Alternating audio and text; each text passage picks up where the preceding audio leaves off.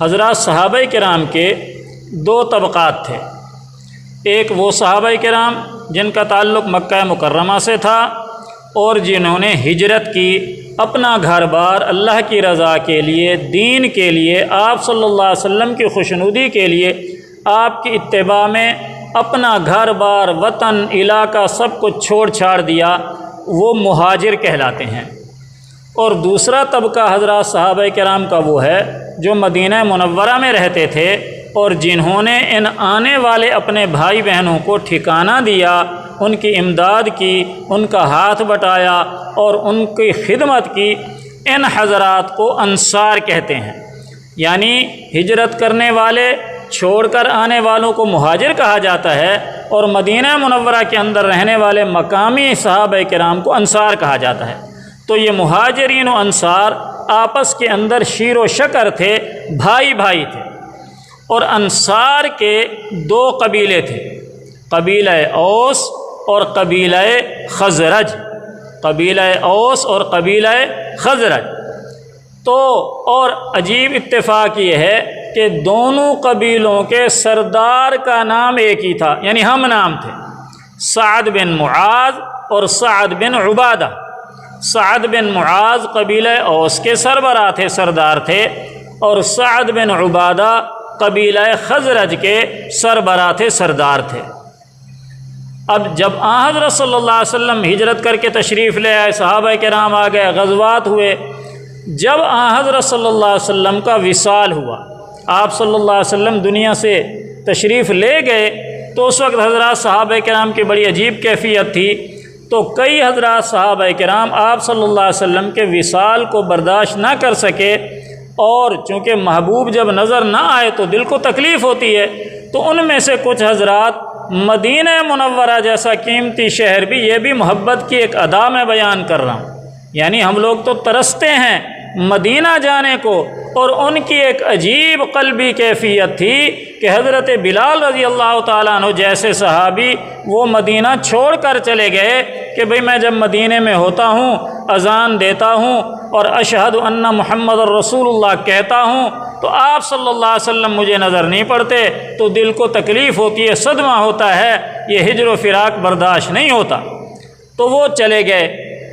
اسی طرح ایک دوسرے صحابی بھی مدینہ منورہ چھوڑ کر چلے گئے، انصار میں سے، انصاری صحابی، انصار کے ایک قبیلے کے سردار، وہ بھی مدینہ منورہ چھوڑ کر وہ ملک شام چلے گئے، اور ملک شام کا علاقہ ہے حوران شہر ہے، آج بھی موجود ہے، آپ گوگل میپ پہ جا کے دیکھیں تو حوران نام کا شہر آج بھی ملک شام کے اندر موجود ہے۔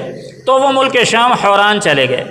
خیر یہ سن 11 ہجری کی بات ہے، آپ صلی اللہ علیہ وسلم کا وصال سن 11 ہجری میں ہوا ہے، اور آپ کے وصال کے 4 سال بعد یعنی سن 15 ہجری کا واقعہ ہے کہ وہ جو قبیلہ کے سردار تھے، انصاری صحابی، قبیلہ خزرج کے سردار تھے، وہ وہاں اپنے گھر میں تھے حوران کے اندر، اور ادھر مدینہ منورہ کے اندر چند لوگ باہر بکریاں چرا رہے تھے، غلام اور ملازم، بکریاں چراتے چراتے کنواں تھا، کنویں میں سے انہیں آواز آئی، بڑے حیران ہوئے، پہلے ادھر دیکھا ادھر دیکھا کہ کہاں سے آواز آ رہی ہے، جب غور کیا تو ایک دوسرے سے کہنے لگے یار یہ آواز تو کنویں میں سے آ رہی ہے، چلو چلیں سنیں کون ہے، دیکھیں کیا ہے۔ کنویں کے قریب پہنچے تو اس کا نام بھی لکھا ہے، بیر سکن غالباً لکھا ہے، نام مجھے بھول گیا کنویں کا۔ بہرحال وہ نوکر، ملازم اور غلام وہ کنویں کے قریب گئے تو اس میں سے انہوں نے آواز سنی، آواز آ رہی ہے، شکل نظر نہیں آ رہی، وہ جنات تھے۔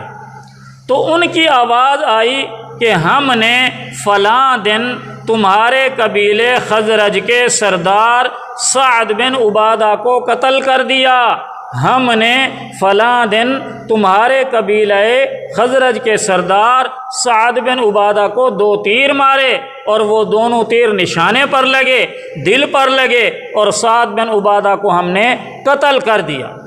تو وہ ملازم اور نوکر اور غلام بھاگے بھاگے اپنے مالکوں کے پاس آئے، کہنے لگے جی ایسے ایسے ہم نے آواز سنی ہے، کنویں کے اندر سے جنوں کی آواز ہے۔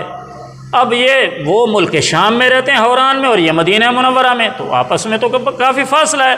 اور اس وقت کوئی ایسا نظام بھی نہیں تھا کوئی وسائل کا کہ بھئی ایسے جو ہے مواصلات ہوں، ٹیلی فون ہو یا کوئی خط و کتابت، ایسی بات بھی نہیں تھی۔ تو بہرحال ان لوگوں نے پھر تحقیق کی اور بندے بھیجے کہ جا کے پتہ کریں حوران کے اندر کہ وہ جو سعد بن عبادہ وہاں رہتے ہیں وہ حیات ہیں یا فوت ہو گئے۔ تو وہ لوگ وہاں گئے تو وہاں ان کے گھر والوں سے پتہ چلا کہ جس دن کے بارے میں آپ کے غلاموں نے آواز سنی تھی کنویں میں سے، بے عین ہی وہی دن تھا کہ سعد بن عبادہ نہانے کے لیے تشریف لے گئے باہر تالاب پر یا حوض پر یا جو بھی ان کی نہانے کی جگہ تھی، تو نہانے کے لیے تشریف لے گئے، اور جب کافی دیر نہیں لوٹے گھر تو گھر والے گئے، جا کر دیکھا تو وہ شہید ہو چکے ہیں، ان کی وفات ہو چکی ہے، اور ان کی میت کو سبز رنگ نے لپیٹ لیا، میت سبز ہو گئی ہے۔ تو گھر والے پریشان بھی ہوئے، روئے بھی، حیران بھی ہوئے، یہاں تک کہ آواز آئی کہ تمہارے سردار سعد بن عبادہ کو ہم نے قتل کیا کیونکہ یہ کھڑے ہو کر ہمارے گھر پر پیشاب کر رہے تھے۔ تو یہ آواز جنوں کی تھی۔ تو سعد بن عبادہ وہ صحابی ہیں جن کی موت جنوں کے ہاتھوں ہوئی، جن کو جنوں نے اپنے ہاتھوں سے شہید کیا اور قتل کیا۔ کون سے صحابی ہیں؟ سعد بن عبادہ۔ سعد بن عبادہ کس کے سردار تھے؟ قبیلہ خزرج کے۔ قبیلہ خزرج کون تھا؟ انصار کا قبیلہ تھا۔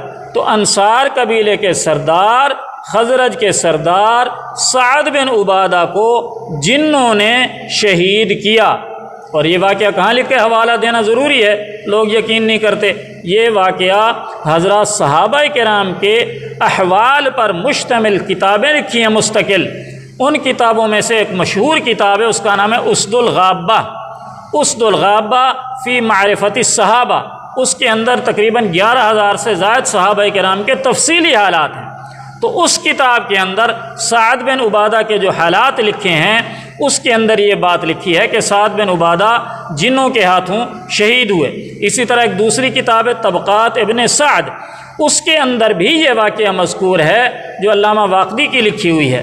تو سعد بن عبادہ وہ صحابی ہیں جن کو جنوں نے شہید کیا۔